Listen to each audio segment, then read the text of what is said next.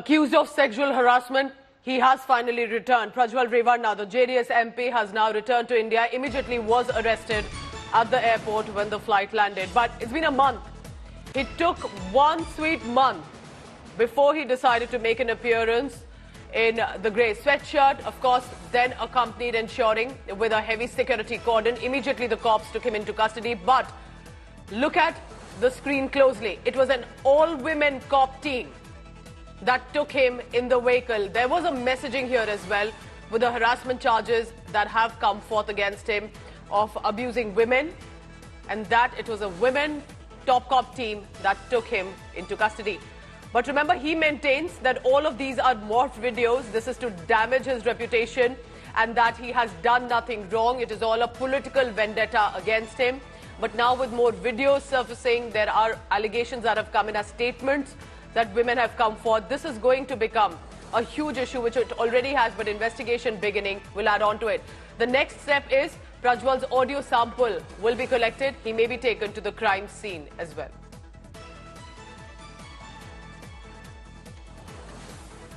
Prajwal Revanna has returned, and I can tell you that while of course we will not be putting out the videos that are extremely explicit in nature, but the allegations are of sexually harassing house help, domestic staff, women, poor women who were employed with the Revanna family. And this is not any family or any rich family of the country.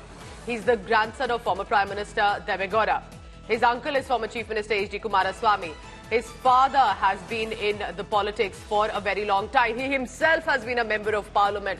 Remember, a family that should have been the benchmark of how public decency and behavior should be, especially with the domestic staff. That is why perhaps many are asking, did they use their influence and money power to lead to these harassment? But he's now added in his anticipatory plea that I did not inappropriately touch anyone without consent. I was friendly with the victim. But the question is, was it just one victim? Was it just one woman? Because as per the information coming in, that the videos have many women who were pleading to be left out. This is the big news coming in right now. Prajwal Revanna has finally arrived, and SIT has immediately taken him into custody. Now, of course, an investigation begins. Remember, this is just the start of how this will turn out to be. In Hassan constituency, where the family resides and that he represents, that is where the issue had blown up. There were protests as well that had broken out demanding his arrest.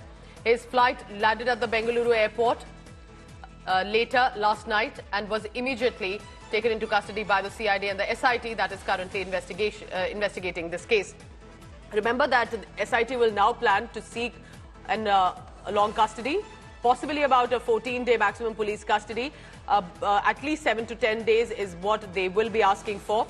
The court remand will then decide, will it be a police or a judicial custody in this case. After evading arrest for over a month, the MP has finally returned and finally arrested. Remember, it's not just about allegations and charges. It's not just he said, she said issue here.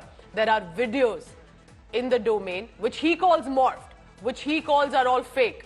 But in those videos, in which the identity of the women have been released as well, who are going through a harrowing time. Because in a Hassan constituency, remember, it's about the dignity of these women who can be seen as pleading to not be harassed, to not be abused.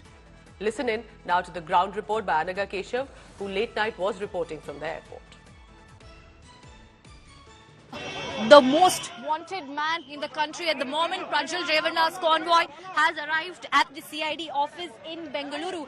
That's the convoy, one convoy after the other that has just started to come inside the CID office. As you can see, the two women police officers heading the CID team, Suman and Seema Ladkar. Well, that's Prajwal Revanna over there. He was escorted by the top cops of the Karnataka, the SIT team headed by Seema Ladkar and Suman. They've picked up Prajwal Revanna from the airport and they got here in just about 25 to 30 minutes with topmost security. In fact, right when they were coming from the airport to the CID office, we were being told that there was a lot of media glare, and somehow the police managed to sort of dodge all the media cars and they reached the CID office with Prajwal Revanna, who was wearing that grey sweatshirt. He will be staying at the CID office here overnight, and only tomorrow will we know what's going to be the next course of action.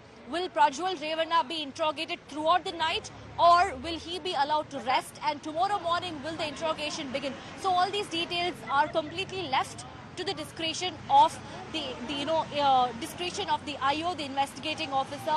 So by tomorrow, we'll really know what's going to be the fate of Prajwal Revanna, his father Revanna, and his mother Bhavani Revanna. Interestingly, all three of them, the entire Revanna family's bail application is there, is going to be heard in the court tomorrow. As far as Revanna is concerned, the SIT has challenged Revanna's bail in the High Court. So tomorrow is when the fate of the Revanna family will be sealed.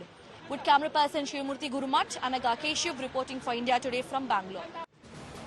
Till about 2:30 a.m., India Today team of reporters was on the ground to constantly update as and when Prajwal Revanna, who has been tracked for a month now, finally returned, immediately was taken into custody.